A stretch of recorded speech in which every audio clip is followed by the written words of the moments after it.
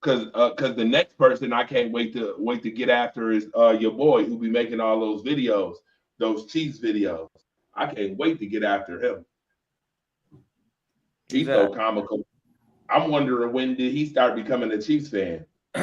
Who's that? Who's this? Dwayne Woodley know who he is. He know who he is.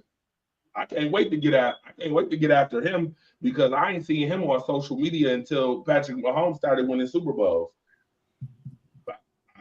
Wait a minute, Jay. Who's spinning stuff? He said, "No, I'm humble." I get. I feel you. Oh, okay. As long as fair enough. As long as everybody humble in the situation, I guess somebody got to eat humble pie. I mean, we'll be humble. You know what I'm saying? You got confidence. We'll let the players take it out on the field. Right. I mean, even if he said, you know what I'm saying, well, guarantee is different than saying, you know what I'm saying, I think my team gonna win because you're a fan, but guaranteeing is crazy. So it can be.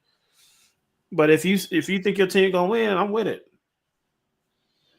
He said if the Bills don't have Allen for 5 games, let's see how they do, sir.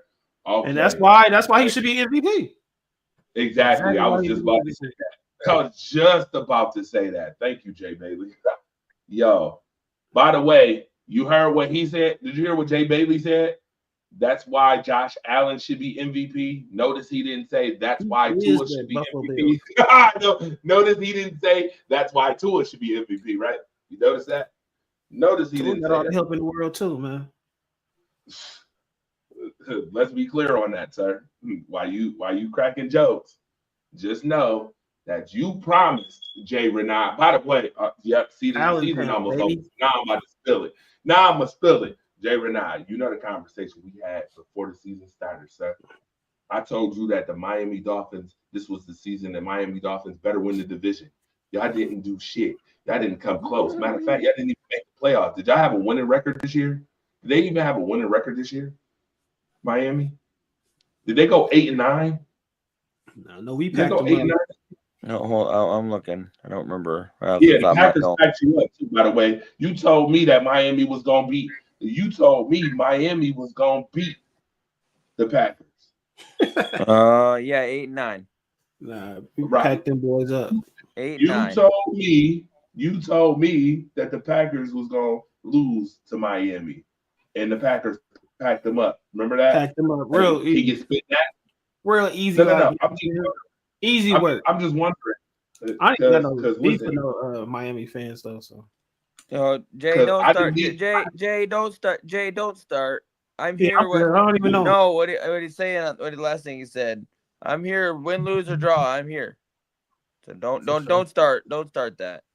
Hold on. But Ethan, his team is not here. His team didn't even make it to the hotel playoffs. They didn't even check in. They've been checking. They've been sitting at home. Tyreek Hill don't even. No, they're in Cancun. Yeah, Tyreek Hill don't even want to be on the team no more. He said enough of this. He said I'm tired of this, sir. I'm out, bro. Come on, Jay. Come on, Jay. They were in the 70s, right? Better than that.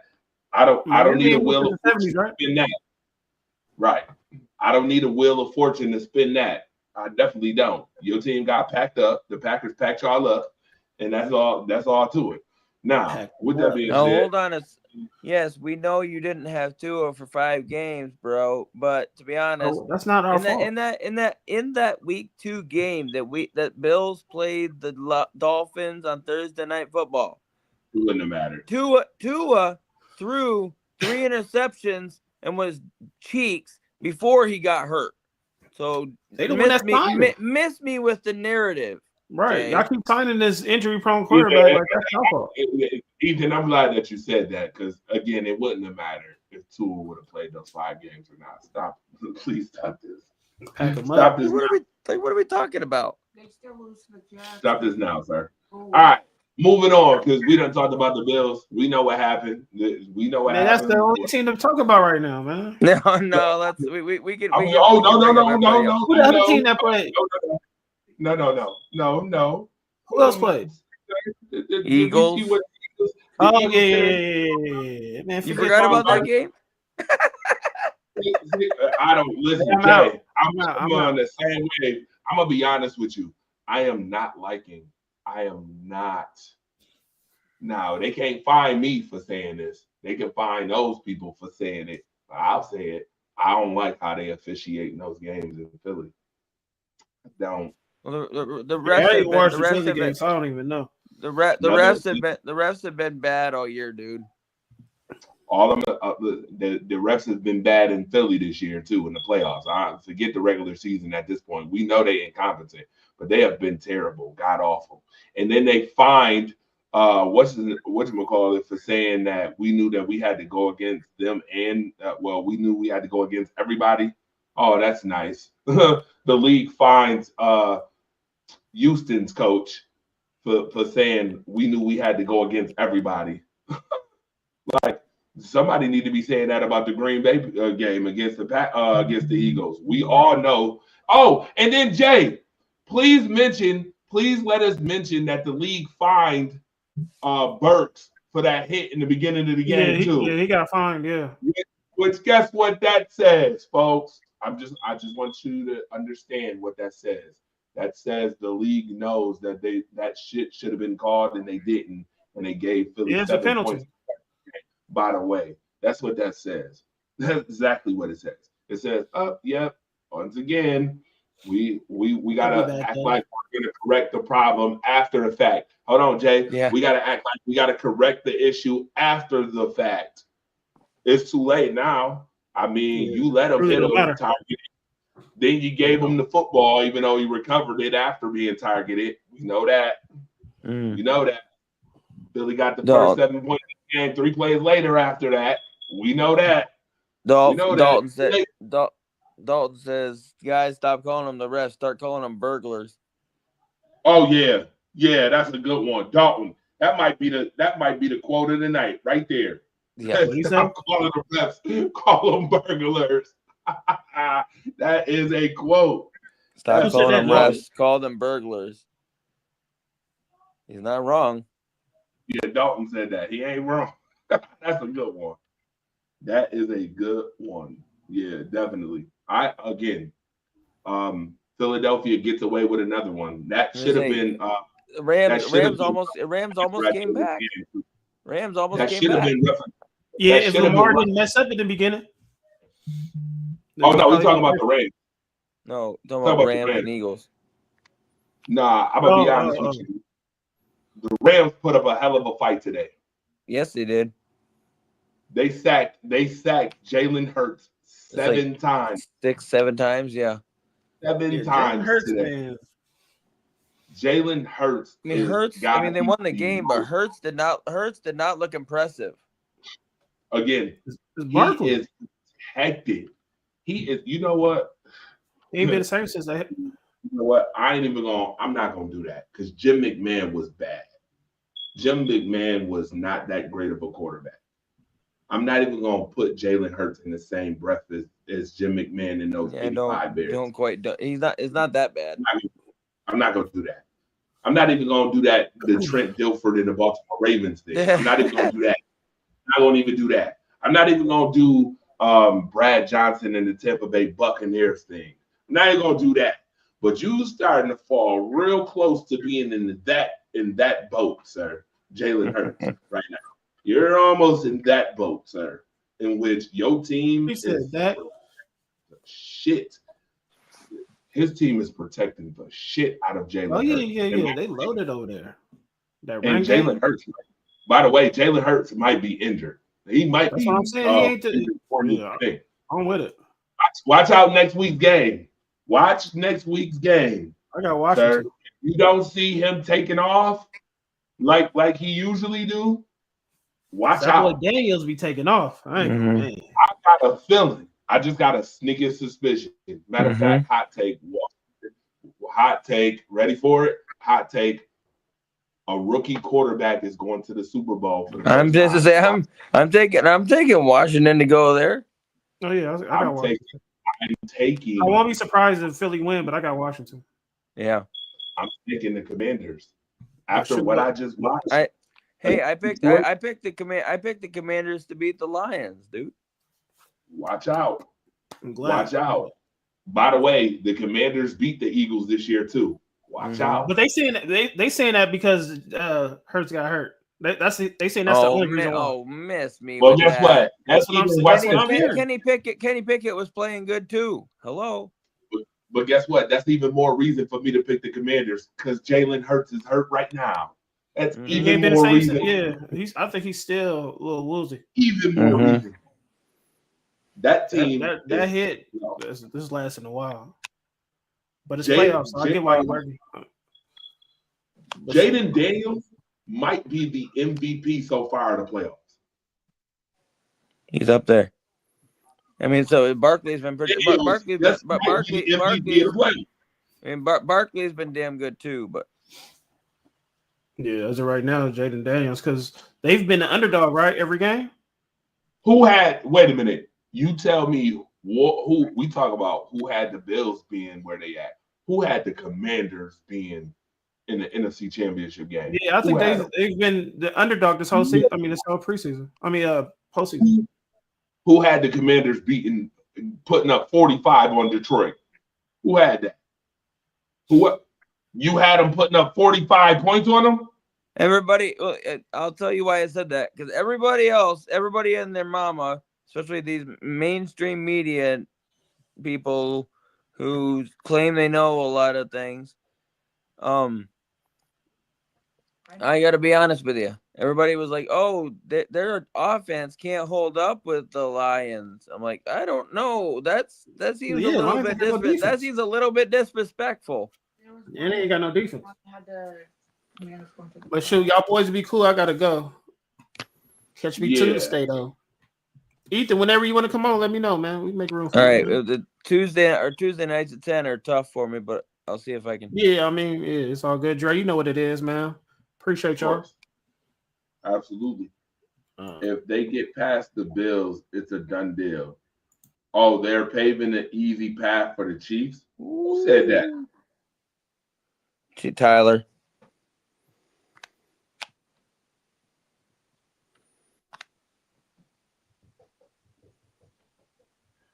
Yeah, all I'm gonna say is Barkley is putting that team on a back, the Eagles.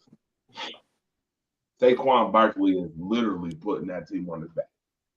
Herculean efforts by Saquon Barkley. And in fact, hell, I wouldn't even be mad if we get the MVP. To be honest. Take Saquon Barkley off the Eagles right now, and what would the Eagles be? They did, Tyler. They did put up 45 on the Lions. What are we talking about? They weren't putting 45 up against the Lions. They did. The Lions was healthy. That's all I'm saying. Like Jaden Daniels to me is the MVP of the playoffs so far. He went into Tampa Bay and beat Tampa. Mm-hmm. Goes into Detroit and smokes Detroit. I mean, he smoked them. They were up 17 late. Goff picked the wrong day to have a bad day. Smoked them. Well, Jaden Daniels didn't have a bad day. He had a hell of a good day. Yes, he did. Regardless if he had a bad day or not, he had a damn good day. Shit. I think it was the pick six. One of them was the pick six. And Goff ones. Yeah, and Aaron Glenn is probably gone. Aaron Glenn is probably getting a coaching position too. On top of it, Ben Johnson might be gone after this too. Mm-hmm. Which, Well, now at least look at the bright side. Those guys can all go to their interviews in person now. Okay, Ethan, you being hella petty. Yeah. petty. The Lions probably ain't winning no Super Bowl no time soon. Then, unless they get an offensive defensive coordinator that's as good or better. Yeah. Dan Campbell is a good coach. I like Dan Campbell, but that team was constructed the way that they constructed that team. It is a whole group Herculean effort with them, and they fell short to the Washington Commanders at home. It's over. I think it's a done deal. I mean, we'll see. I mean, they've got the talent, and to be honest with you, if they didn't have half their defense on the injured reserve, that makes a difference. Oh, it does. It definitely makes a difference.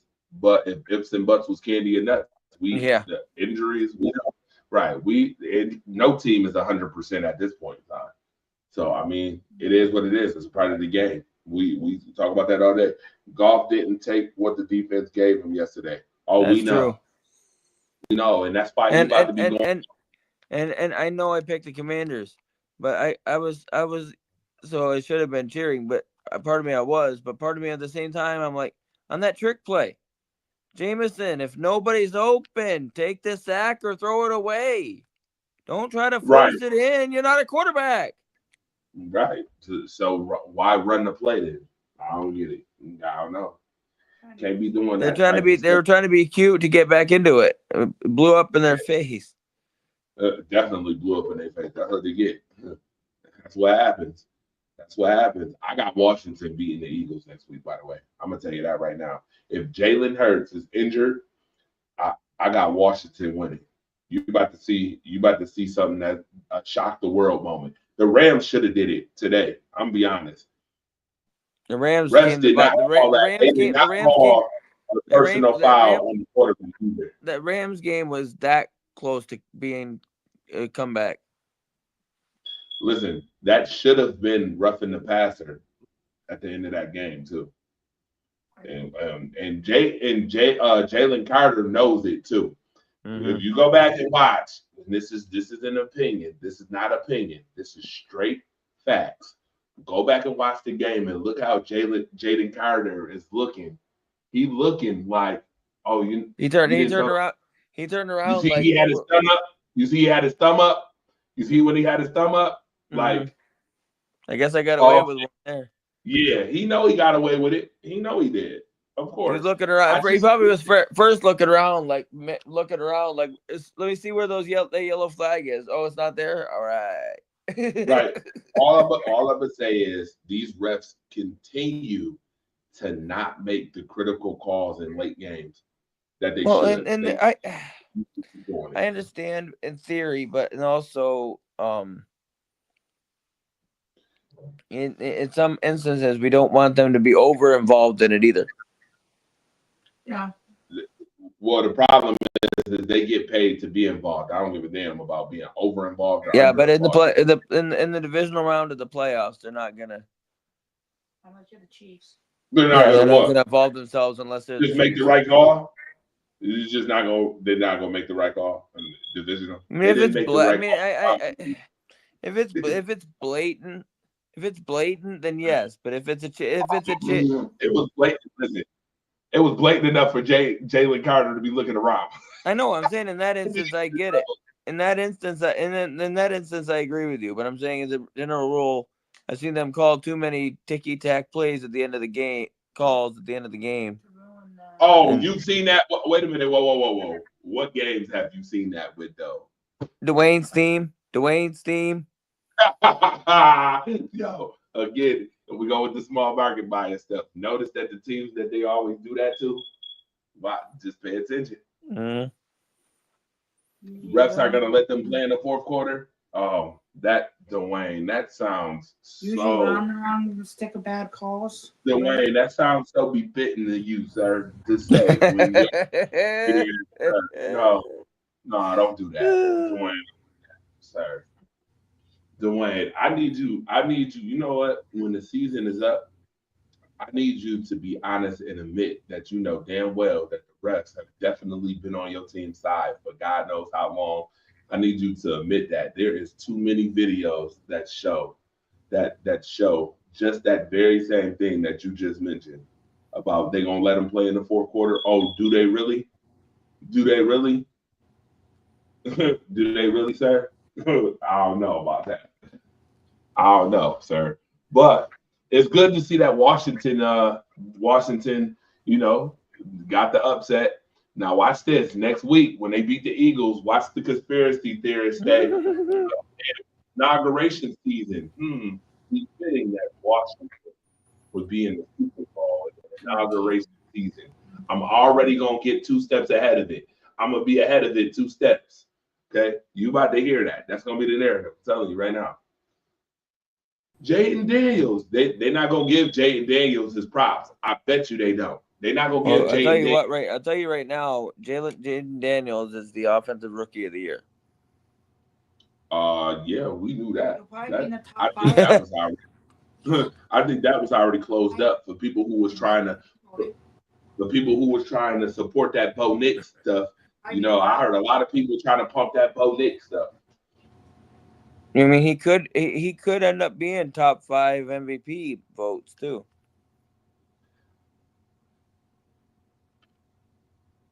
Or 6. Dwayne. So Dwayne, I'm glad that you bring that up. So are you saying that didn't happen with the Patriots because there's plenty of video evidence? Oh, they definitely did that then. There's plenty of video evidence that supports that too. Oh yeah. With the Patriots, I mean, again, when you're the golden child, when you're the face of the league, sir, when you're the face of the league, Marcus was talking about it. And I don't fully disagree with Marcus. When you have done things, you get certain consideration. I do agree that that's true, but just because something is true doesn't mean that it's right.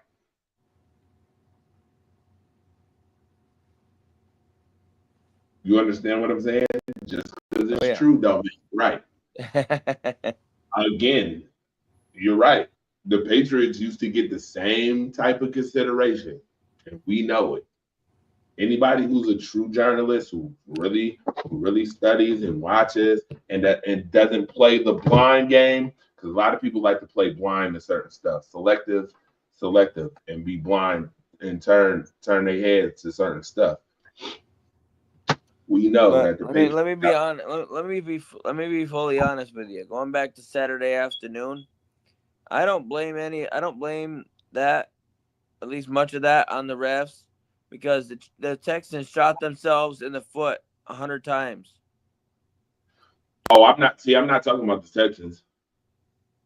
No, I'm talking about that game up. That game, the Texans just couldn't get anything done. When you're try to have your kicker kicking 5 field goals because you can't put it down there in the red zone, put it in the end zone. Well, I mean, come on.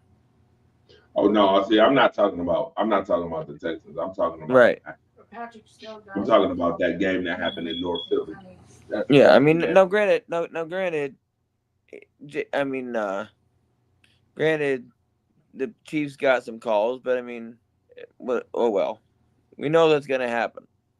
That's why I said it's not no more about beating the team. You have to beat every element. It's like Roman Reigns. It's like Roman Reigns with the bloodline when he went on that 3-year run. He got all sorts of help from his family. You gotta beat all of them. You gotta beat all of it. Regardless. So early picks for me, I'm gonna be honest with you. I'm taking Washington to win. I'm taking Washington to win that side. And next week, I'm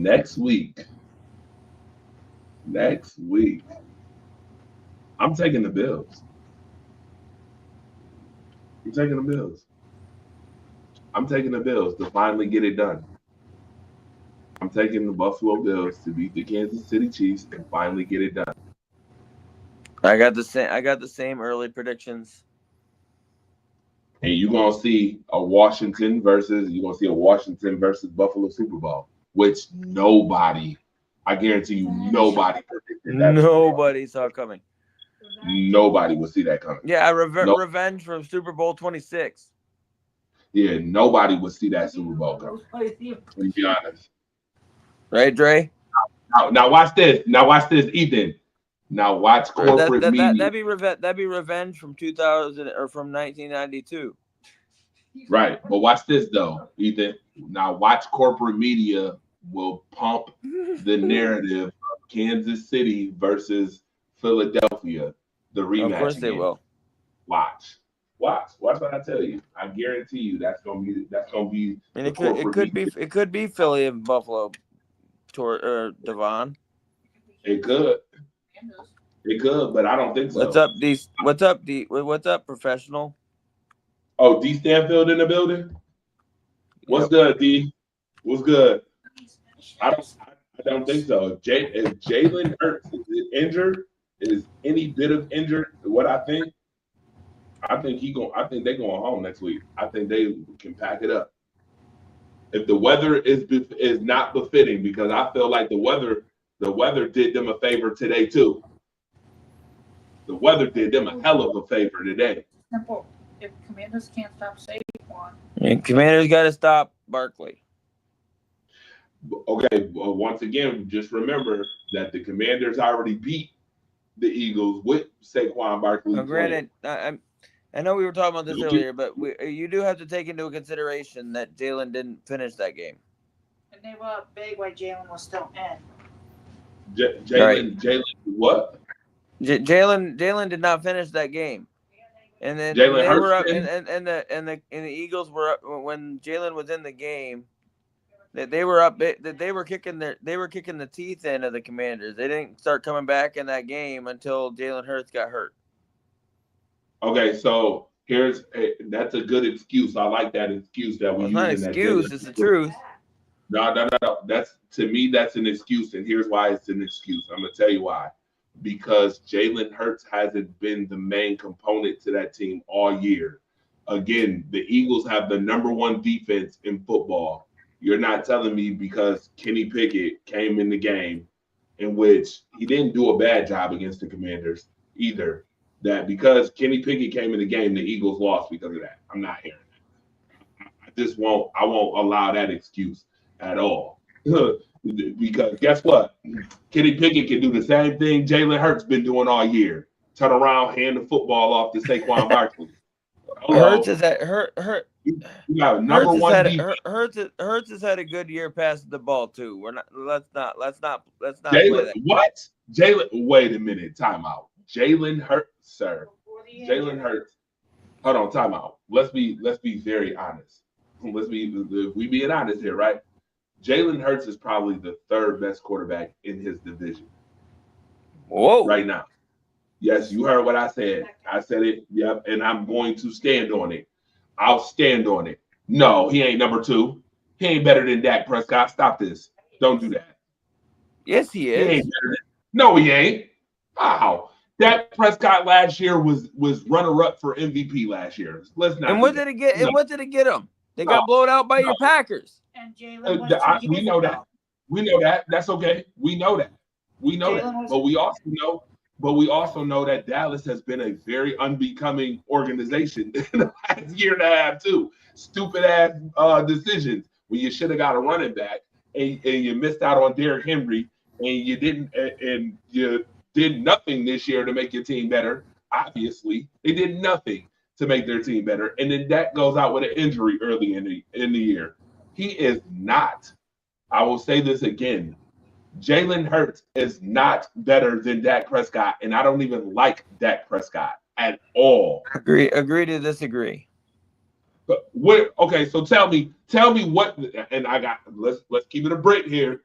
What do Jalen Hurts do better than Dak Prescott besides run? I'll wait. Stop it. Jalen Hurts is not a better passer than Dak Prescott. That's proof that he is. Not even close. The stats.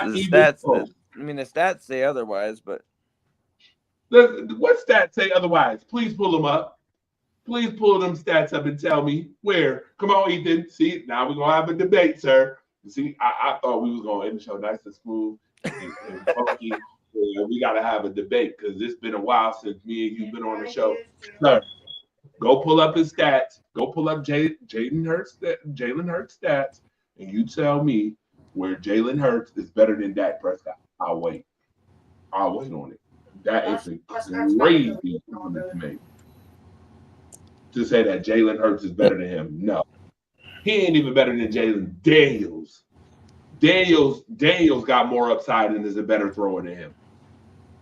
Legitimately. And he might be a better runner too than him. Yes. Jalen Hurts, I said it, is the 3rd best quarterback in his division. now I got Stanfield. What? Hold on. He said he. What D. Stanfield say? I bet I don't you know. he agree with I'm waiting. I'm trying to pull it up. I bet you D. Stanfield agree. I bet you he do. Ain't no way. What? D. Stanfield says he dates black women better than Dak. Said what? He said he dates black women better than Dak. No, that I agree with. Now I can agree with that. I can agree with that.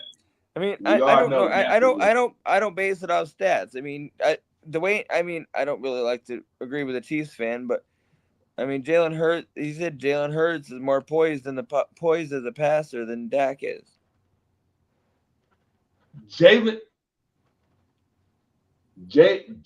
Hurts is more poised than about. Okay, first of all, number one, let's be very, very, very clear and mindful. Where would you rank the Philadelphia Eagles offensive line? Let's start there. In the NFL? Yes, let's start there, sir. Let's start there. I got the answer right here. I got the answer right here. What is it? 2. Who's number one? Well, I'm a little bit biased. The one who had we have the least amount of sacks in the NFL. So you saying that? Wait a minute. You saying the Buffalo Bills is the number one offensive line in the league? No, I am. I'm not. You tripping, Ethan? You're tripping, sir. Lions have the best offensive line in the league. Then the Eagles. I would say that the Eagles and the Lions is a good debate on who's number one. That's a good debate. Eagles, Lions. I would agree with her. See, I actually agree with him. I have to be the Him. Oh, I agree with him. I agree with him. Period. Point blank. I agree with that. The Eagles have one of the best offensive line. You know they do. Saquon Barkley is literally Saquon Barkley could have beat Eric Dickerson's record. Let's be clear. Very well could have beat Dickerson's record. Sirianni Bills may not be one, but this is the Bills. This is the best Bills offensive line we've had in years.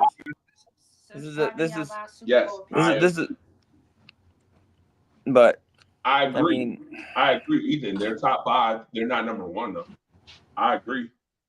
It's because of the continuity. Besides having a new center, because Mitch Morris is not the center anymore. Other than that, yes, I agree. They're top 5. Right. Yeah, of course. I would be poised in the pocket too with that offensive line. Poised in the pocket too. All right. I mean, I don't know. I didn't expect to be debating this time of night. And be honest with you. It's all good. Listen. Dallas's offense has been boo-boo for the last 3 seasons. We know this. That's true. I mean, like I said, I'm also a little bit biased because Jalen Hurts won me $150 in fantasy football money. Oh, so. There it is. Find the money. Find the answer. Here we go. Yep. Follow the money. I knew it had to be something. Because ain't no way in hell you telling me that he is a better passer than Dak Prescott. And I still think Dak Prescott could be an even better passer. If Dak Prescott was a better passer between the numbers and the boundary, he'd be even better quarterback. That's has always been Dakota's been in the league longer. And he's been in the league longer. He may have the stats, but he hasn't gotten him anywhere. Oh, because the Dallas Cowboys is just a shell of their owner. That's why. That's why they ain't got nowhere. And he said they're going all. He said they were going all in this year. Who? The Cowboys. That's what Jerry Jones said. Oh, we're going all in. Couldn't even He get didn't the go off. extra- He And they didn't could, go and in. they couldn't even, they couldn't even go out and spend the money on Derrick Henry. Jerry Jones ain't going nowhere besides probably a massage parlor. He ain't going nowhere. Please. You could have had Derrick Henry. Derrick Henry literally was telling you he wanted to be a Cowboy, and you didn't pull the trigger on that. And look what happened. Derrick Henry damn near. He lives in Well, Dallas. but yes, he lives in Texas. Yes, he does. Correct. Absolutely. So I'm just not understanding, Jerry. You did what? You ain't do nothing. Michael Parsons said, "We coming. Coming where? Coming where? They ain't go nowhere. Going golfing. That's all they did. Go golfing. But that's okay. I expect Jaden.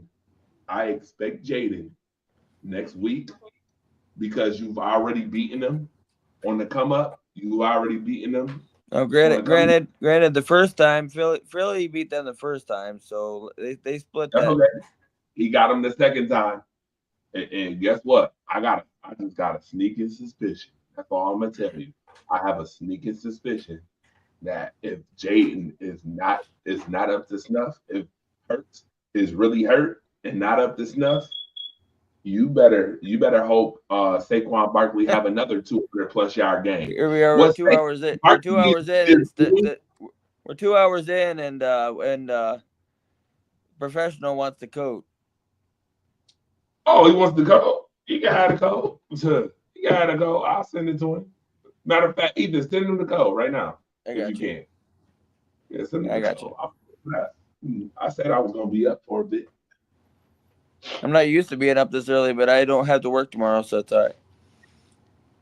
Hey, I ain't gonna hold you. If I told you that I had to watch the Bills game later because I was asleep. He's usually in bed like 2-3 hours ago. Oh yeah, because I'm usually getting up for work and at like 2 or 3 o'clock in the morning. Yeah, me too now. Shoot, I work 3:30 in the morning. So yeah, nope. I don't feel the greatest. That's why I didn't even go to the game. I could have went to the game and all that, and I didn't go. I was like, I would have gone. I could have gone. I would have thought about going to that game, but to be honest with you, I didn't. There was a lot of money, and plus, my family's been having some issues, with health and travel and stuff. So we finally had our gift exchange, Christmas gift exchange today. Oh, that's what's up. So what you did, you got it done. You did it. You got it. That's all. And got home. Was able to watch the Bills kick some tail. Yeah, you got it done though. But I'll be honest with you, dude. I'm like, we gotta stop. We got up big on them, and then we started playing that soft zone defense. We got to stop that. We can't do that. Who's responsible for that? Oh, I mean, to be honest with you, I mean, the scapegoat. If that costs us eventually, the scapegoat's Babbage. But guess what? No, it's not. I'm gonna tell you why it's not the scapegoat. He's a play caller. No, it's not, Ethan, sir. Okay, so this is where we're gonna have a conversation again. Ethan, the last 3 minutes of a football game is on your coach. Nothing goes through unless the coach approves of it in the last 3 minutes of a football game. That's why Leslie Frazier left with the 13 seconds thing, because people wanted to blame Leslie Frazier for that 13 seconds, when in reality, that is on your coach. That is on Sean McDermott. It's not on Leslie Frazier. It's on McDermott. Again, notice, hold on, watch this. And notice that Baltimore scored again in the last 3 minutes of the football game. Again, notice that. Pay attention to the pattern. That's exactly, but I'll be honest with you. Again, you better not do that again. I'll be honest with you. That's why when we were down at that, first of all, what and I know we won, but what in the world was that stupid call on 3rd and goal? if you've been doing third and goal, you've been doing that tush push looking thing all year. Then you line up and shotgun and try to back your way. What was he doing? Again, who is that on? Again, late game, Pitt. Folks, for those who are watching, pay attention. Pay attention to late game critical decisions again. That very well could have cost them if Andrews doesn't drop that 2-point conversion. Mm-hmm. That could have cost them the game. I mean, that's Yeah. but being as it was 4th and goal at the 2.5. I'm like, all right, you got to kick the field goal. Don't skip. Go to 2nd and goal. Start. No, there. I was saying that was my point by bringing it up. I'm like, at that point, you're 4th and Right, goal go- to go to 2.5. second You and got to goal. go to the points. Because if you Right, don't but get no. hold on. Because if you go for it and don't get it, and you give it back to them only down 5, and we score a touchdown and we lose. And then what do we say? So Ethan, I'm gonna ask you this question again. Ready? What was the play call on 1st and goal? That game's such a. I'd have to go back and look, to be honest with you, because that game was such a. Hold on. Matter of fact, you may not have to go back and look. You may not even have to do that. Hold on. You may not have to do that. Get it down to the 1 yard So- line. Oh, yep, I got it right here. Come here. Bring this. Mhm. See, this is why I like having this. I like having this just for this reason. Just for this reason. Ain't no sound. They shouldn't hear nothing. I turned this out already. So. There we go. Oh, Josh Allen ran up first and goal. Cook up the middle for 3 yards up the middle. Oh, okay. That was And the then first the down. second and goal. Yeah. Josh Allen ran up the middle for 5 yards, or off right tackle. So basically, they were running drain the clock. Okay. So and then that's first. third and goal at a shotgun. Josh Allen up the middle for no gain. But then at Dumbass. that point, Why did we? I mean, if you're gonna try to run and get it in, why in the devil? So wait a minute. Are you? Why in the devil are you in shotgun? Shotgun. Again, so 2nd down, he got 5 yards, and they got to the 2, right? Mm-hmm. So if you've been doing the lake effect, what is that called? Snowplow. The snowplow. Why the hell don't you Yo. do it again? In the building. What's good? Sir, It's been a long time, brother. I know, man. pay attention to the- Good to see you, That's Ethan, all. man. It's always good to see you when you don't have your hand in Cal's, Yeah.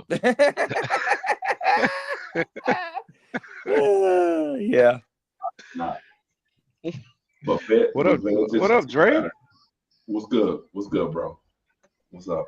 What's going on, my guy? Hey, man. I just wanted to say, keep that energy. Bro, all I heard this week was a ton of shit being talked by Baltimore's gonna kick our ass again, right?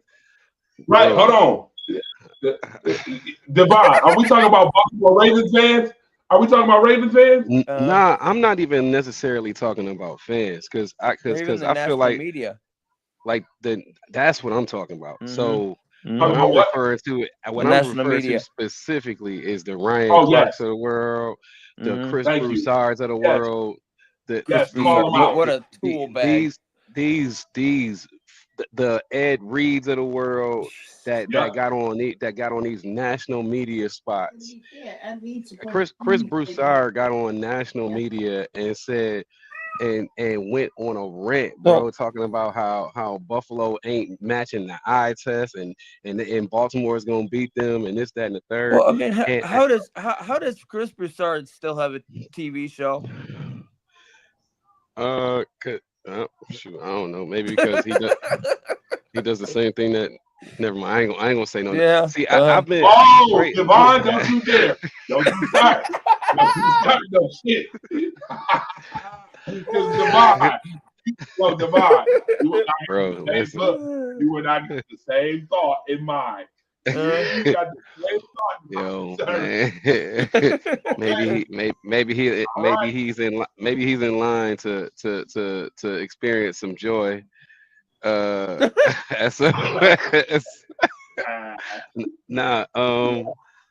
mean, listen, I've always had a good relationship with Baltimore fans. Like even when I go down to Baltimore to the games, they've always been like very, very good fans to party with, just like Miami. So I don't have nothing bad to say about Baltimore fans. I mean, we disagree. Oh, whoa. What happened? Hold on. What happened? Okay, there you go. I don't know. There we go. Yeah, I mean, we disagree about who the second best quarterback in the NFL is, but and we disagree about the definition around MVP. They moved the goalpost there. Yeah. I think we disagree about the definition around MVP, but I do think that Lamar or Josh could win MVP. Or, I mean, I really feel like the stuff that Joe Burrow did this year was crazy too. And Saquon, I think I would have been fine with either four of them getting the league MVP. But I told Dre this like maybe like 8 weeks ago when we had this conversation when I was in Buffalo. I'm not talking because I don't care about the regular season. I mean, I agree. I agree with you. If Burrow, if the Bengals had made the playoffs, Burrow probably wins it. Yeah. I don't care about, and like I told Dre when we was at the spot when he was DJing. I don't care about the regular season. I don't care about the divisional round. I don't care about the wild card round. I don't care about any of that. So everybody online celebrating and bashing each other, I don't. The only reason I'm not talking because I don't care about that. For me, it is Super Bowl or nothing. Correct. If Lamar get MVP, I would be happy as hell because that means that Josh got another battery in his back to go get the Super Bowl MVP. And in my eyes, the Super Bowl MVP is much more important than the league MVP. Although specifically for this year, if Josh were to win MVP in any of the major outlets, which he's already won the Sports Illustrated MVP, if he won the MVP in any of the major outlets, he gets a $1.5 million bonus. I think it's like 1.5 or 1.78. So he's already got that bonus. So I don't need the league MVP. I need a Super Bowl win and a Super Bowl MVP, and that's all I care about. So that's why I ain't been talking stuff online. I could care less. Well, something else, D. Stanford. I'm gonna be honest with you, and this is just a funny, cloud on the MVP for the first time in a very, very, I won't say a very long time, but for the first time within the last 10 years. I think that this MVP, it means the least out of all of them for the simple fact of if Lamar is to win the MVP, sir, you got beat by the guy in the playoffs who presumptuously probably should have been the MVP. And that's how people are going to look at that. If Josh would have lost today and he wins the MVP, people are going to say, well, you got beat by the guy who should have been the MVP. So does this MVP really mean anything? For real? No. Only if to me, it never has. To me, only if Josh wins it and goes out there and then gets to the Super Bowl, doesn't matter at this point. But again, I think Patrick Mahomes and Tom Brady are the only people in the Super Bowl era to win the MVP and the Super Bowl in the same year. Exactly. It's very, very rare to happen. So it doesn't matter. That's to me, it doesn't matter. That's what I was saying earlier in the show. It doesn't matter. To me, it's not gonna matter. If the Buffalo Bills do not beat Kansas City next week, Sean McDermott will have one of the hottest seats in the NFL. And I'll say that again. Just like I said, John Harbaugh, I said in the beginning of the show, Devon, I don't know if you was watching the beginning of the show, but I said John Harbaugh, and I pointed to his crooked face self in that interview with Coleman when he calling us the city of losers. Remember that? I pointed to him and said, "Oh, sir, you definitely should be on the hot seat now. You definitely should be on the hot seat. Here's why. Number one, you've had presumptuously the MVP of the league 3 years and 3 times now. Lamar will be a 3-time MVP now. You had Derrick Henry, and you didn't even get as far this year than you did last year without Derrick Henry. You don't think you should be on the hot seat now, See, sir?" I got an issue with that second point because Baltimore essentially had a 12-5 record and still had probably if we keeping it a buck, they had the toughest road to get to the AFC Championship, let alone a Super Bowl.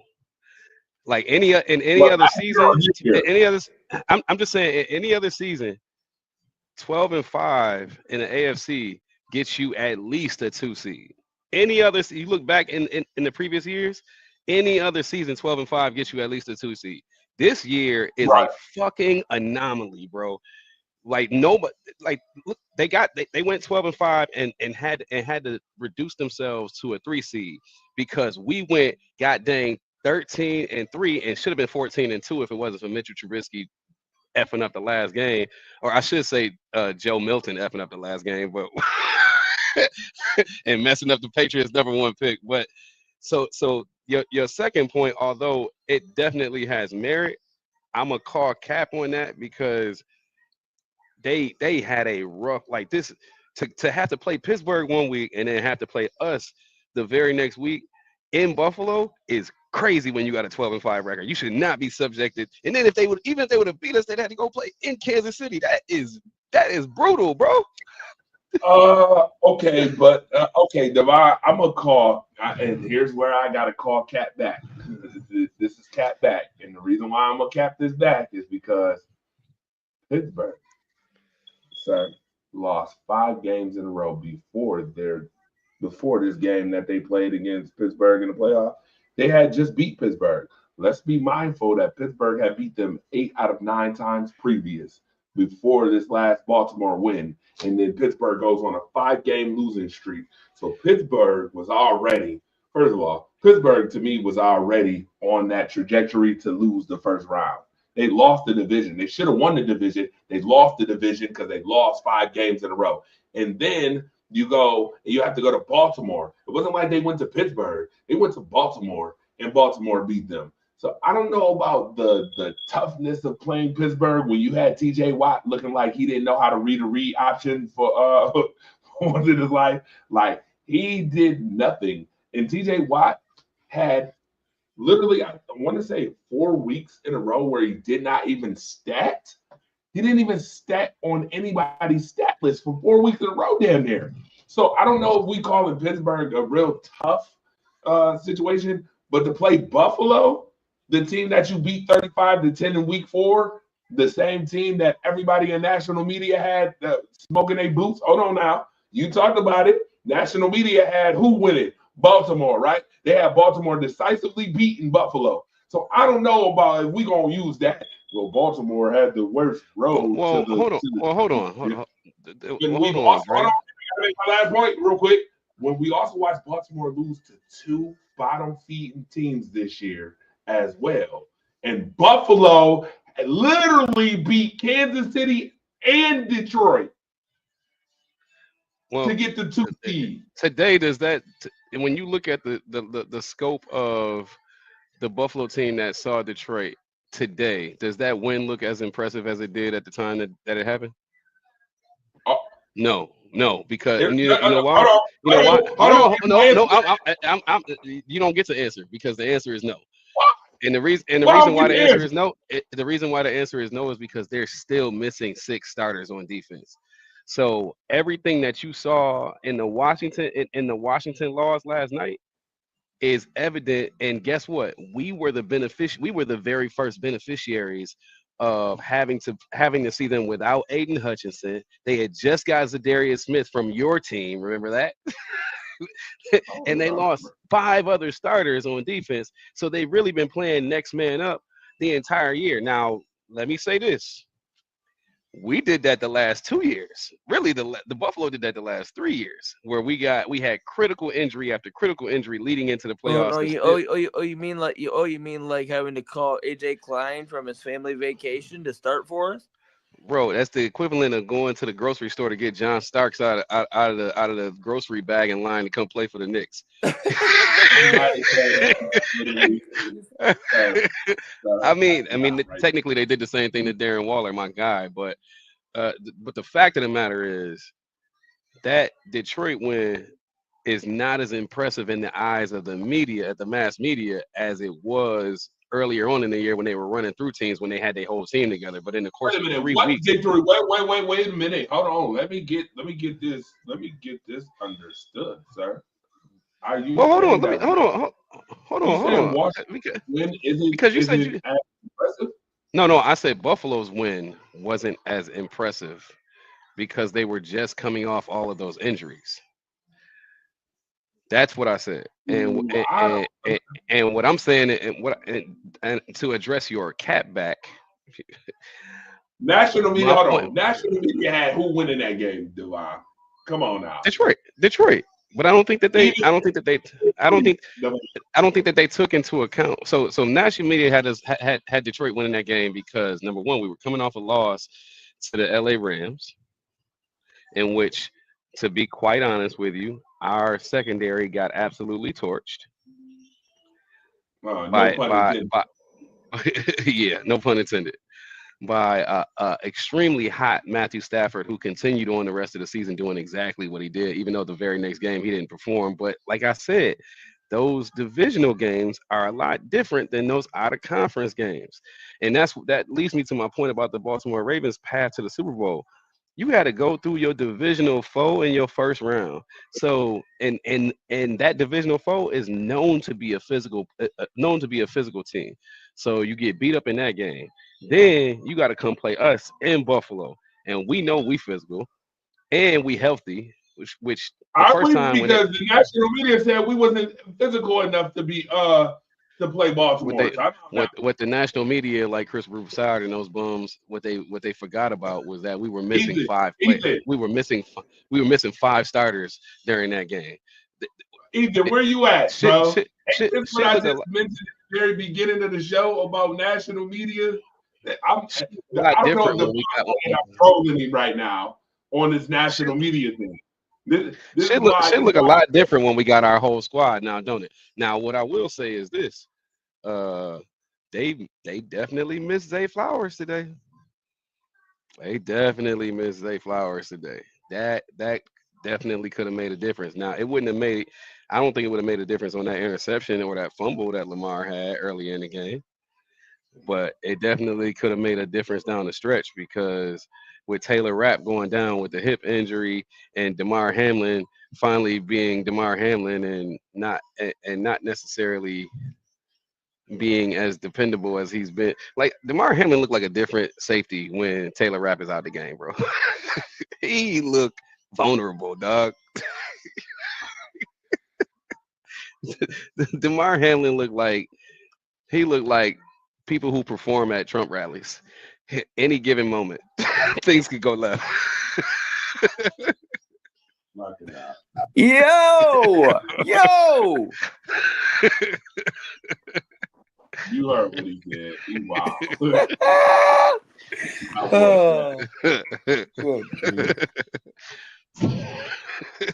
Damar Hamlin be out there looking like Barack Obama did his first term as president, just looking over his shoulder everywhere he goes. Am I gonna get shot tonight? Wow. But I get it. So I can understand that. I can understand a little bit as far as the Bills win not looking as impressive, but that still to me doesn't give Baltimore any wiggle room for losing the bottom teams in the league this year. Well, I mean, I think that okay. So let's just So I don't like the Raiders' loss, right? I think the Raiders' loss was terrible. The Kansas City loss shouldn't have been a loss. They lost by a toe. They lost to told Pittsburgh the you, first time. They told They your lost to ass. Pittsburgh the first. They told you, but they lost to Pittsburgh the first meeting, which I think that they were still. I think the Pittsburgh and the Cleveland loss were identity losses, where they were still trying to figure out how they wanted to balance things out, which I don't really understand what you need to figure out. Do what Philly is doing and give Derrick Henry the ball and get the hell out the way. Every game, I think up until week 10, every single game that Derrick Henry had less than 16 carries, they either lost or it was like close. Well, Like, the thing is, Baltimore was up by 10 against Vegas, and they let them come back. Yeah, and look at that game. Look how many carries Derrick Henry had, especially in the second half. Look how many times he touched the ball. Yeah, they got away from the run. Yep. And that's to me. They did that too many times this year. To me, that says one thing: your offensive coordinator either needs some act right, or he need to get the heck up out of Dodge. Well, Monken's they're interviewing him for head coaching jobs. I don't know why. Yeah. You know why, DeMar. Stop playing. He had the easiest job in the NFL this year. Yeah. Mm-hmm. And he still messed it up. They still lost. You know why.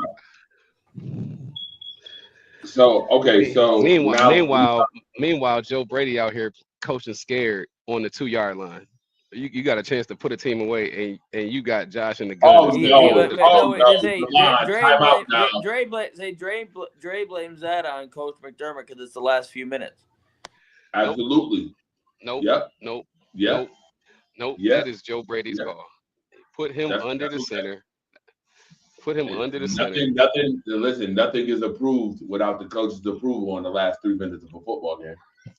I don't care what you say. That's Joe Brady. Joe Brady sent the play down, and Sean could have been like, all right. Yeah, exactly. Thank you. So again, right. But Joe still sent the play Wait down. a minute. Let me ask this question. Hold on. Who is it on for the touchdown that was scored late in the game? Then? Who was that on? Wait, what you mean? Wait, whose touchdown? Baltimore, when they scored and almost tied the game up. I think that's a combination of. So this is just me. I feel like that's a combination of the miscommunication that happened with Cole Bishop and I believe Taron Johnson, which allowed Halls or Malls to be wide open. Likely. No. The before the likely catch, the one that I'm talking about. The play where Lamar extended and threw it across the middle of the field to get number 16. I can't remember his name. Yeah, Wallace. Yeah, Wallace. Because they had Lamar on the run, and then there was a miscommunication with Taron Johnson and Cole Bishop. Yep. And so I think that play right there spurred a momentum change because I think that was third down. Yeah. So that is what changed what was about because what was about to happen was we was gonna stop them on third down. They was gonna punt and then we was gonna score a touchdown and win the game. But here's the thing: when I'm so sick and tired of them coming out in the third quarter and having the ball and doing nothing with it. We can double dip. When you can double dip, the game could have been over. It was 21 to 10. Yeah, they could have gone 28-10. Come on now. Yeah. I gotta make a conservative effort. And then what the heck is up with in the first half? You don't have no problems passing on first down to make sure that the second and third downs are better predictive, are better probability plays. But you come out in the second half and you start this traditional crap. What is going on? And when you mean by traditional, you mean that Brian Dable traditional running the football and playoff games shit. Yeah, go ahead and say what you want to say. Go ahead and say what you want to say, sir. I'm just saying, watch that shit late in games again, where the Bills giving up shit late.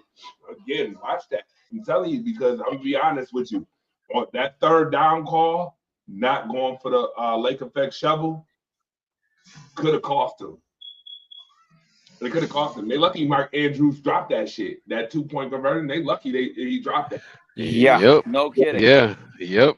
Because that was easy. It was kind of funny about like 3 minutes after it happened. Although you could see how many people were watching that game because one of the top trending things on Twitter was the quote, "He dropped it."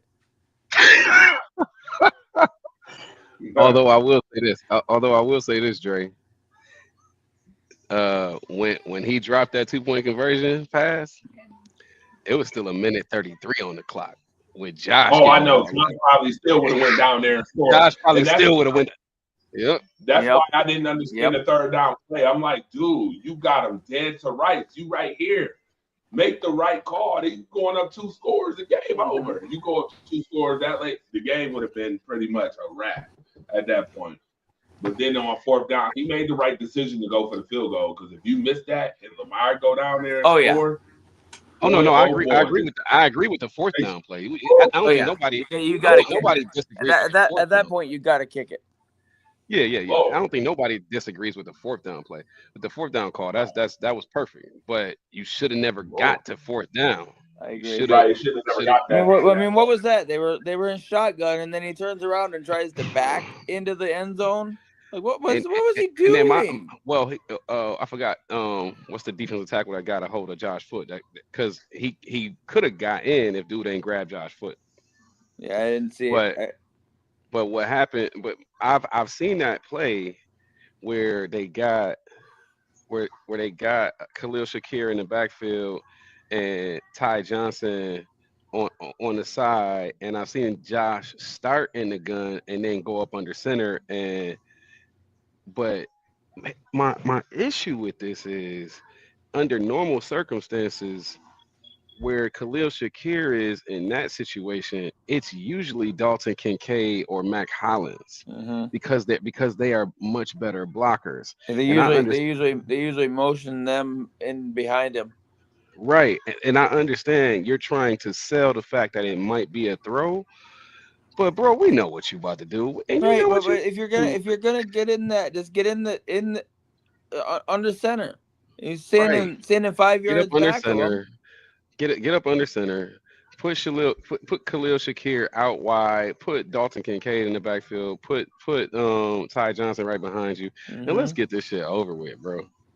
I could have sworn we had a conversation last year about Josh Allen getting under center more often. It was not. What I be talking about real media. Real media talks real shit. I be so sick and tired of listening to the corporate. And to be frank, I know Marcus was in here clowning him earlier, but Dan Orlovsky had been calling for Josh to get under center more for like the past 2 years too. Oh, I'm glad that you mentioned that. D. Stanfield, I need to know your position on this. Don't say nothing mean. Don't say nothing bad about my man Dan Orlovsky. That's my guy. Oh no, Dan Orlovsky is. I like Dan Orlovsky myself, but it was a conversation about John Harbaugh being on the hot seat. Marcus the alphabets, and that's our bro. But he has this position in which he thinks that just because you won a Super Bowl or won a championship, that you shouldn't be under the same limelight as far as the hot seat as somebody else. And I disagree. He said because he's won a championship. He's a mainstay or whatever. So he's got so John Harbaugh has 2 championships. First of all, where did he get the first one? Because he only got one with Tampa, or only got one with Baltimore. 13. No, he has one as a coordinator. Oh. He has one he has one in 2013 with Joe Flacco, right? Yeah. As a head coach, but I know he has Mhm. one as a coordinator too. Anyway, okay, so now We talk about what's the just head question? coach. Head coach. Okay, so just head coaching, you got one. Okay, so what's the question? Because So I said he should be on the hot seat, and he said, "Well, how about Sean McDermott if they don't beat the Chiefs this week?" I've been said 1,000 times that Sean McDermott should be on the hot seat if you can't beat the Chiefs 4 times in the playoffs. it's gonna be Hold up, it's hold up, Already. hold it's up, gonna be th- hold hard. up. It's gonna be extremely hard to put Sean McDermott But on the hot seat after this year. I kind of agree with that. But also to be frank, Marcus also had some sort of cockamamie thing saying, if your team's never won the Super Bowl, then you shouldn't be talking about teams that have won Super Bowls, but their coaches, that Oh that sort of yeah, thing. yes, that is right there. So I said this, and this was So if my your thought. I franchise said, has never won a Super Bowl, then you don't have the right to talk about Super Bowl winning coaches. Super Bowl winning coaches who might be on the hot yeah, seat. that's pretty Yeah. much what he was saying. And I said, well, Charles Barkley never won an NBA championship. Does that mean Derek Fisher has more right to talk about championships than he do? And he tried to tell me No one thinks Derek Fisher's better than Oh, Charles. yeah, Ron we get the Stanton, point. my bro tried to tell me that neurosurgeons, he said neurosurgeons wouldn't be taking lessons from bums who High school dropped out of dropouts. high school dropouts. I said, wait a minute, are you That saying don't even Charles make sense. Wait, or hold something? on. No, hold on. So neurosurgeons ain't taking advice from High school Mark dropouts. Zuckerberg. No, that's Yeah, what I I'm saying. got you. So neurosurgeons ain't taking advice from Mark Zuckerberg or what's homie from Microsoft? No. The Bill because Gates. both Bill Gates, he ain't taking or Michael Dell because all three of them is college and high school dropouts. So he probably should be very, very I careful. think Matter of Musk fact, dropped out of college. I think. yeah, that's what I'm saying. College, high school dropouts. Shoot, Jay-Z, high school dropout. What? I mean, you ain't taking advice from them. Shut up. Like I said, we were trying to tell another really Hold on, that- time out, buddy. because that was just a really, really bad take or metaphor by Marcus there.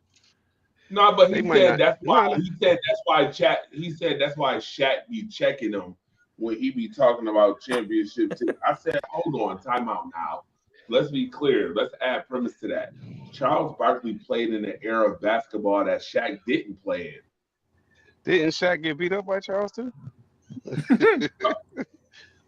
Bro, I literally said, hold on, time out. I said Charles Barkley played in a different era than Shaq did. He said, no, he didn't. I said, yes, he did. I said he was in the league 8 years before him.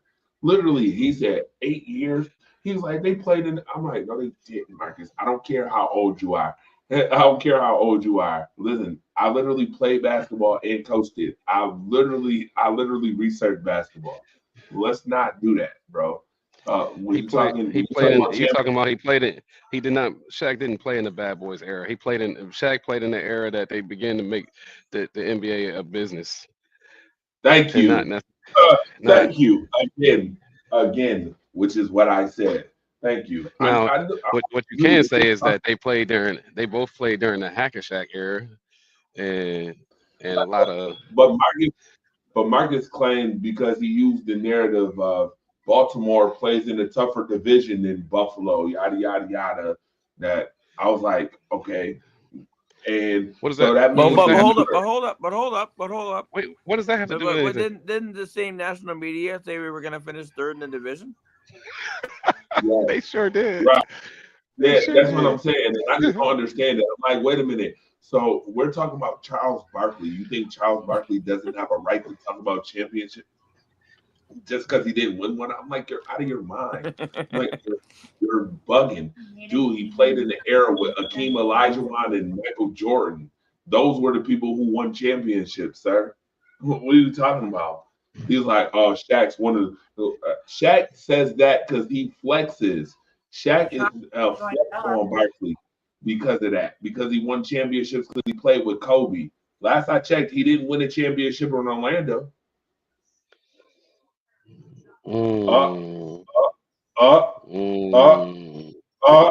Okay, I thought so. I don't remember Shaq winning the championship in Orlando when he was in the same conference as Michael either. I mean, yeah, I don't remember that, sir. I don't remember that. I don't remember them winning the championship, sir. I remember Houston busting their ass though. I do remember that. If I'm not mistaken.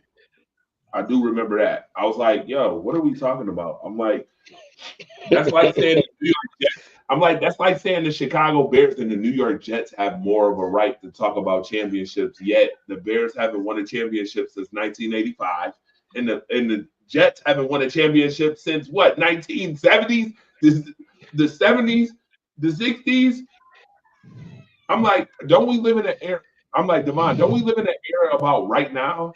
That we are in a right now era, right? That's right.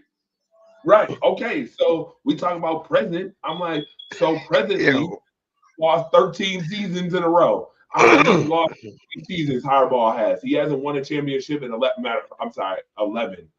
seasons. He hasn't won a championship in 12 seasons. I'm like, they gave Marvin Lewis the same type of rhetoric when he couldn't win in the playoffs. They give Mike Tomlin the same type of shit when he don't win in the playoffs. What makes Jim Harbaugh any different? I said even Matt LaFleur should be on a hot seat. He can't get over the hump neither with Green Bay either. So I'm like, what are we talking about?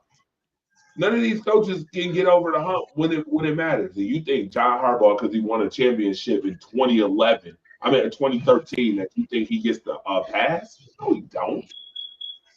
No damn pass. No goddamn pass. In fact, I would go one further and say the talent on that damn team in Baltimore, they better have won a championship. I'm sorry. Hey, hold on.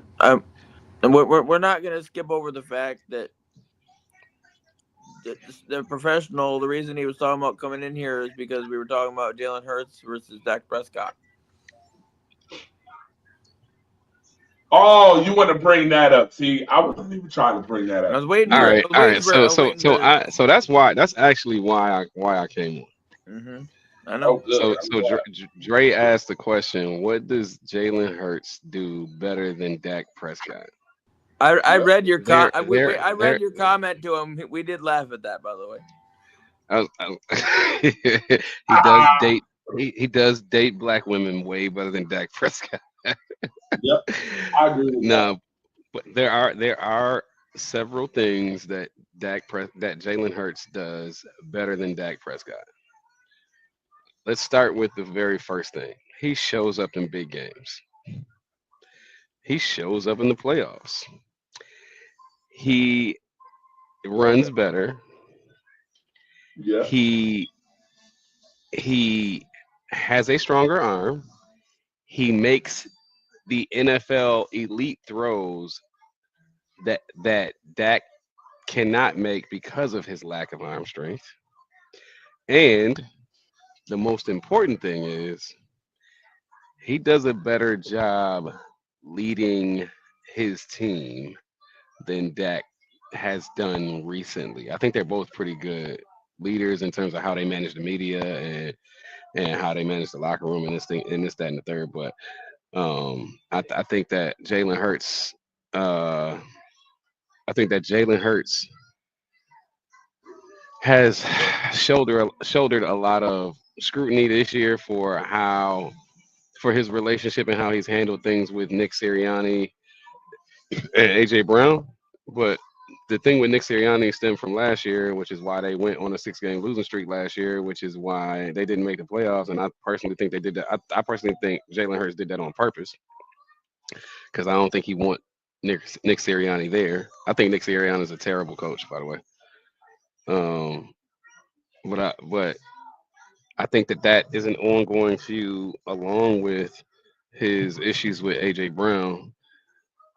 And because those things became public, I think that he's taken a hit on the leadership avenue. but I think that Jalen Hurts is a better thrower of the football in terms of arm strength. Now, Dak is way more accurate, obviously. Dak is better. Okay. Go ahead. Yeah, Dak is way more accurate. Dak is better at timing throws. Dak is a much better scrambler, not runner, but scrambler. Like his footwork in the pocket is pretty fucking good. Dak is one of the best at to be as big as he is and not be considered a runner. He's a dope scrambler. I just wish he had. I wish he had elite arm strength, and then you wouldn't be able because if Dak had elite arm strength, then you wouldn't be able to say, hey, all we gotta do is take away the middle of the field and then dare him to throw outside, because if you throw outside, we're gonna get an interception. You can't say that with Jalen Hurts because he'll put that bitch out there. So Dre. All right. Here's my rebut. First of all, do you disagree with anything I said? I feel like you make very good. You have very good premise on a lot of things. I do debate the fact. Okay, so if we're talking about Jalen Hurts as far as leadership, I get it.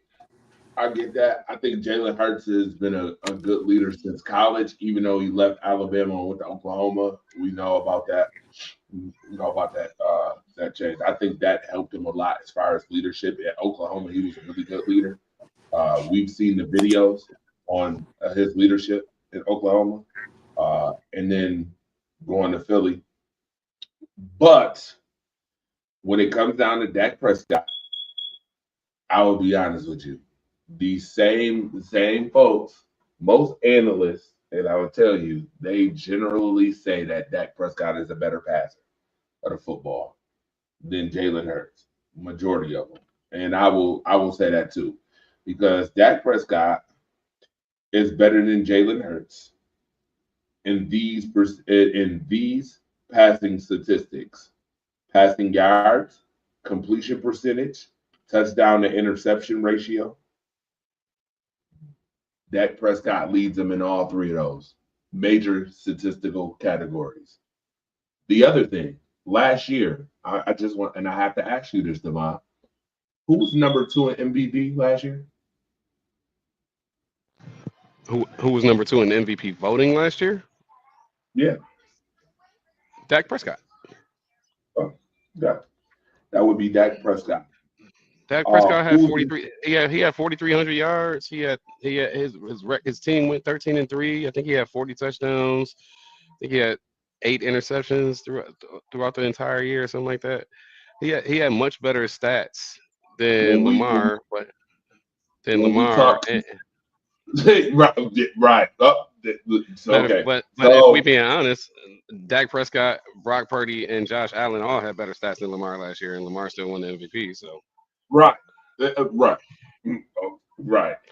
Again, we were talking about that earlier too, as far as MVP and how they move the goalposts. When we talk about consistency, Dak Prescott to me is a more consistent quarterback, consistency-wise, and more reliable as a passer too. Just for the fact that you talk about that tangent as far as that 6-game losing streak. Let's not forget, I watched AJ Brown literally say, "Get me the fucking ball." I ain't forgot about that, sir. I ain't forgot. You ain't getting away with that. My man AJ Brown said, "Get me the fucking ball." I remember that, sir. So, I mean, with the fact, I'm gonna also mention that the offensive line for the Dallas Cowboys has been kind of in disarray for the last couple years. You would argue that Philly has the number 1 offensive line in football. You would argue that they have the number 1 offensive line. Last year, Philly had that same offensive line last year without Saquon Barkley, which tells me once again that Jalen Hurts didn't have to deal with the same pressure that Dak Prescott had to deal with last year either. Along with the fact that dumbass Jerry Jones, you talk about leadership, I'll get you on leadership. If Jerry Jones was your leader, you have problem with leadership too. I'm sorry, you'd have problem with leadership too when you got Jerry Jones as your leader to look up to. He has done absolutely nothing. Ethan, what was that you said during the show? He was going to do what? He was all what? He said before the season that they were all in. All in what? The only thing his ass was in was a massage parlor. That's about it. That's about it, Devon. Let's be clear on that shit. Or Jerry Robert Kraft showed him out what to do. Jerry Jones ain't been in nowhere, Devon. Let's be clear. You literally had the opportunity to get Derrick Henry, who lives in Texas, and you blew it. We couldn't afford him.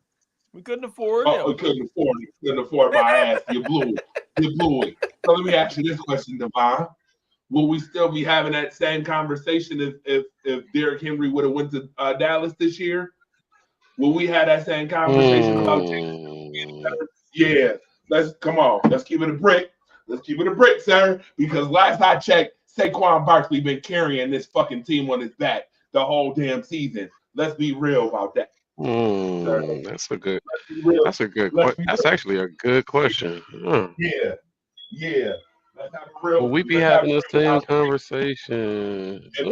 If Derrick Henry was in Dallas right now, where he should have went, because if Dallas was smart enough, his dumbass Jerry Jones, stupid ass, would have made the move, Baltimore probably wouldn't even be in the playoffs, right? The quiet is kept. Probably wouldn't even be in the second round of the playoffs against the Bills, and Dallas probably would have a better trajectory. Would have probably made the playoffs this year. Derrick Henry, you telling me that and Derrick and with CeeDee Lamb? You come on, bro. Let's talk real. Let's be real about this thing here.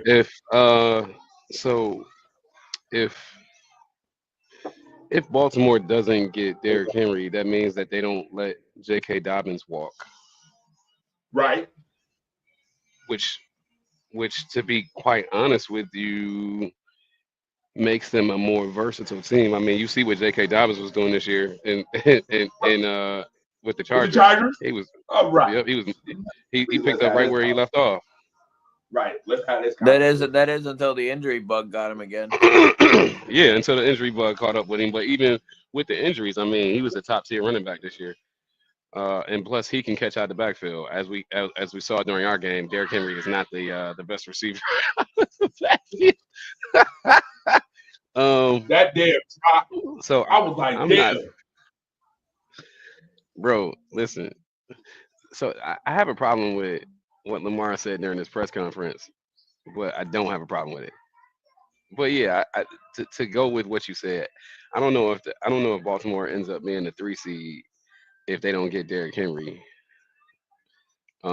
Because Derrick Henry, I mean, he rushed for 1,900 yards this year, bro. I mean, right. he's 100 yards off of 2,000. I mean, let's have that conversation. And if Baltimore's OC would give him the freaking ball, would have gave him the freaking ball earlier in the season, like he started giving it to him. If they kept running the ball, they wouldn't have lost. They wouldn't have lost to the Raiders, because that's what let the Raiders come back in as they not only the ball.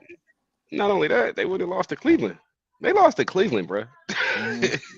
Jameis Winston lit them. Yeah, up, but I think the Raiders' loss is worse. I agree, because Cleveland's defense is legit. But my point is, if you give Derrick Henry the rock, he probably breaks Eric Dickerson's record too. So, but here's the thing. Here's the thing too. Everybody was talking about that passing defense for the Ravens and stuff the last few weeks. Well, they forget that they played like the Giants. They played the Dorian Thompson-Robinson. I mean, they played some really, really bad quarterbacks. Of course, that's going to make your stats look better than they actually are. I mean, that's fair, but we played the likes of Miami. And we played the likes of the Jets, and they were both of those teams were dumpster fires. They were supposed to be ahead of us in the standings. They were supposed to be. They always supposed to be. I don't care about supposed to be. We knew what we were. We knew we weren't losing to. We knew we weren't losing to Miami. Although I think Miami's more dangerous than the Jets. Shit, Miami almost made the playoffs. Right. Right. They did almost if make the playoffs. if Denver loses that game, Cincinnati gets them. no, Miami gets in because Miami won. Oh no, Miami lost the last game. If Miami wins that game, if Miami wins the Week 18 game and Denver loses, Miami gets Miami in gets before in. Cincinnati. Mhm. Yeah. But too bad Miami Cincinnati- lost. But then again, Cincinnati Miami needed lost, a and miracle. Then again, they didn't have Tua. That's true. Too But bad. Cincinnati, Too bad. Cincinnati literally needed a miracle to get it. Yeah. Crazy. Too I mean, bad. And Cincinnati almost got that miracle. But Cincinnati needed Miami to win in the cold, which they ain't done in years. Right. Guess what? It don't matter because Miami got packed up too. Miami got packed up too, and Tua was playing. Everybody when he got packed up against. If it wasn't for Trubisky, we would have went undefeated in the division. But like, and this is the thing that killed me. You want to talk about they stay wanting to talk about stats, but Josh, you know how many fourth quarters Josh been seated after the 5 minute I know. mark? Look, Four. look at the answers. Four. And then he Bro, then he didn't even play week play 18. the last game. Yeah, he didn't even play week Hold 18. on. Wait a minute, Damon. You know what's funny? I believe in the parallel universe. The same four I put up right now on the screen for everybody that's watching. Guess what? You talk about stats. Ain't Josh Allen the only quarterback to account for 40 touchdowns in 4 seasons? He's done it for 5. No quarterback did it for 4. No other quarterback has 4 40-plus touchdown seasons in a row. None. Josh has 4 He got 40. He got 4 40-plus touchdown throwing seasons with 10-plus rushing touchdowns. 4 years in a row. That's fucking nuts, bro. He's got it 5. He's got 5. He's got 5 right now. And we sitting up here talking about he ain't the MVP. Let's also account the fact that Khalil Shakur was injured this year. Let's account the fact that Keon Coleman was injured this year. Amari Cooper was injured this year. Dalton Kincaid was injured this year. Dawson Knox was injured this year. Not only are we going to consider that, we're going to consider the fact that the Buffalo Bills defensively was injured this year. Milano didn't come back to halfway through the season. It was more than halfway. He didn't come back until after the bye week. More than halfway through the season. Week Correct. 14, That's week 13, 10. 14. Right. No, week that's 10. the bye. Week bye was week 12. Nah, I could have swore Milano came back week 10. No, it was week 11 because that was the I'm saying the bye No, week was listen, week listen. 10. No, it wasn't. No, it wasn't. That was at the week 11. I was at the week 11 game because that was the San Francisco game that I went to. Oh, correct. Yeah, San Francisco. So that was their bye was after San Francisco. So their bye was week 12. Right. Oh, correct. that's even worse. That's even worse. That's even worse. So we had to go 12 weeks without. We had to go 12 weeks without. No, without he Milano. was in the San Francisco game. That was his first game back. I'm saying we had to go 12 weeks without Milano because you don't count because the bye week is the bye week. Yeah, but don't forget we lost Taron Johnson for a few. We lost Terrell Bernard for a few games. Man, that's not even, bro. That's not even the half of what we lost. We lost Daquan. We lost Daquan Jones. We lost Fred Smoot. I mean, Dewan Smoot. We lost Daquan Jones. Don't forget, Von Miller. Von Miller got suspended for 4 games. That's what I'm saying. Like, but then we ain't also gonna talk about the fact that they lost offense and Stephon Diggs and Gabe Davis too. And we lost our safety duo. We lost Trey White. Micah Hyde, Jordan Poyer, Trey White, White gone. Mitch Morris gone. None of them had the Bills at 13-4 this year. There's only 2 people listen, Devon, there is only two people I know who I heard legitimately, and I got the text. My brother, watch this. My brother just texted me 10 minutes ago and said, bro, my prediction was right. I can literally show you that my brother on September 16th of this year texted me that the Bills record was going to be 13-4. Nice. Damn, I mean, I had 11-5. There. I had 11-6. Well, yeah, that's what I had 11-6 too. That's what I said. I said 11-6. Yeah. And they win. Maybe at most 12 to 5. And Justice General. Shout out to Justice General too. He said that they was going 14-3 on the radio show. And I told him he was a damn fool. I said the Bills ain't going 14-3. You crazy. They literally should have went 14-3. They should have. If that week 18 meant anything, then they would have. Right. They would have went 14-3. And he was right about it. He was right. I give him his props. Absolutely. Those are the only two Bills fans I heard say that. The only two. So to me, I don't want to hear none of that shit about Buffalo this, Buffalo that, who the MVP should be. It should be Josh Allen, no question.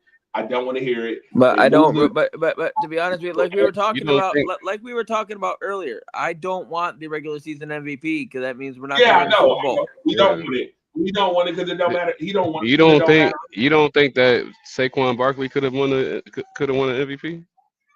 If he would have broke Eric Dickerson record, wasn't such a shitty coach. This is what I'm saying, bro. This is what I'm saying though. In week 17, they pulled Saquon Barkley with 9 minutes and 32 seconds. Yes. And they had three possessions after that. He could have broke that fucking record that day. He could have broke the record in week 18 too against his old team. Nick Sirianni. This is also true. My roommate Josh just mentioned this. How many games did the Eagles pull Saquon Barkley out in the fourth quarter because they were up 2? Oh, so watch this. You know what's so funny? The worst thing in the world is going to be if the Philadelphia Eagles next week get beat by Jaden Daniels in the playoffs. I don't think it'll be the worst. Yes, it do. I'll tell you it is. You want to know why? I don't think it'll be the worst. I know why you're going to say that. I know why you're going to say that because that would mean that him sitting out for week 18 was a total waste. Now that's number one. First and foremost, you wasted an opportunity to break the record, which he should have. He should have let him break that record. That's number one. Number two, secondly, you just rode the same person that you sat. The same person that you sat for all that time. You rode him the whole playoffs. You've rode him the whole playoffs. And then you lose.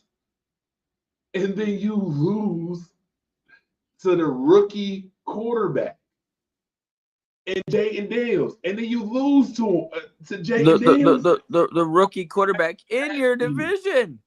In your division, that's bad to me, bro. I'm sorry. And to be honest with you, if he lose next week, I would be putting him on a hot seat too. He'd be on a hot seat next.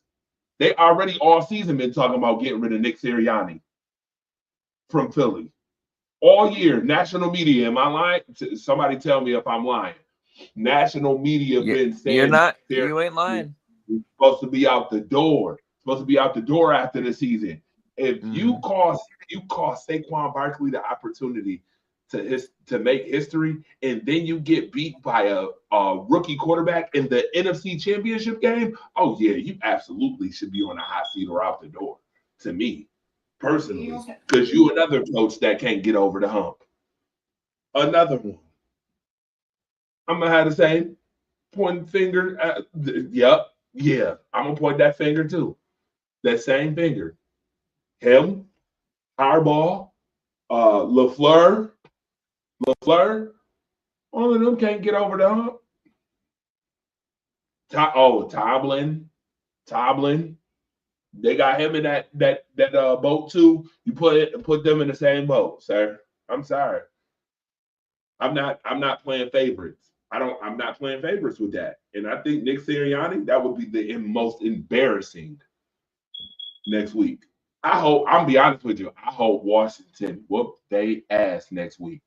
I hope they whoop the shit out of Philadelphia. I hope they do the same thing that they did to Detroit.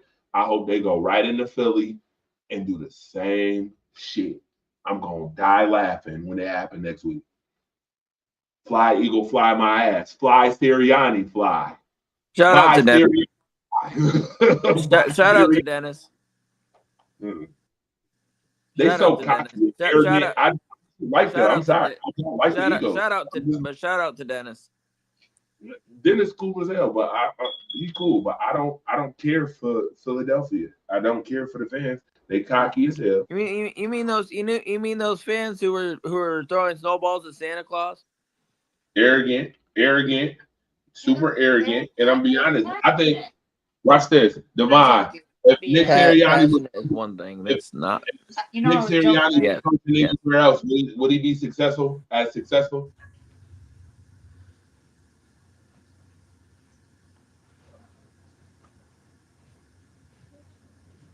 You Devon. No, he's not. There you go. I said if he was anywhere else, he would have got fired last year. Okay.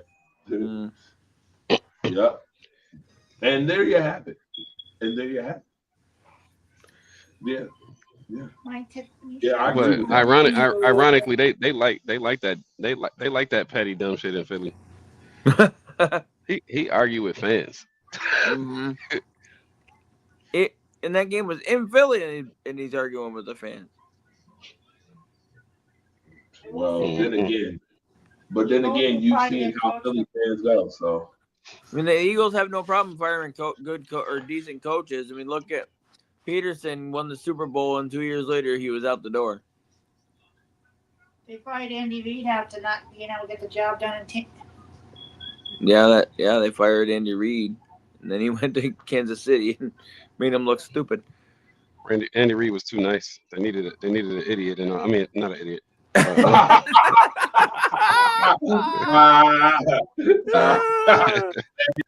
They needed an ignorant thinker. They needed somebody. Somebody. Let me shut up. Shut up, nah. You already started. Nah. But yeah. Nah, bro. I ain't nope. Man. All right, fellas. I am going to I'm out myself. Devon, we gotta get up some more with these shows. Ethan, it's always fun to have you on too. For sure. Ethan, my guy. Cow butt. Hold on. Mr. Rabbit's Bottom. No, Mr. Sheep's Butt. Sheep's Butt. Ram's Bottom. What movie is that? That's Despicable Me. Yeah. Yeah. Hey, before I go, I want to give a shout out. I want to give a shout out to my guy that we haven't spoken on in a long time. Shout out to Kellen for the culture, man. Rest in peace, brother. Yeah. You know he's watching. For sure. He talking shit. That's what he doing. All right. He's talking big shit right now. He up there talking big shit. Definitely. For sure. Probably with some Loganberry in his hand. For real. Hopefully it ain't room temperature or hot. On that note, I'm out, y'all. Y'all have a great night. Pomegranate juice. Peace out. All right. See y'all soon for sure. Definitely, Ethan. I appreciate you for coming on too. Oh yeah. 3 hours. 3 freaking hours. 3 hours, 13 minutes. How about that? 3 freaking hours. Hold on. I gotta think. Did we go over every game? Yeah, Kansas City beat Houston. Yeah, we touched on every game. Obviously, the last game. We talked about the last game the most, but I mean, yeah, we touched on all the other ones. Yeah, we got them all. Okay, good. I'm glad we got them all. And I will see y'all again real soon. I appreciate y'all again. Shout out to Angelina. Love you. Love you. I know you got your angel wings. Love you. We'll see you again real soon.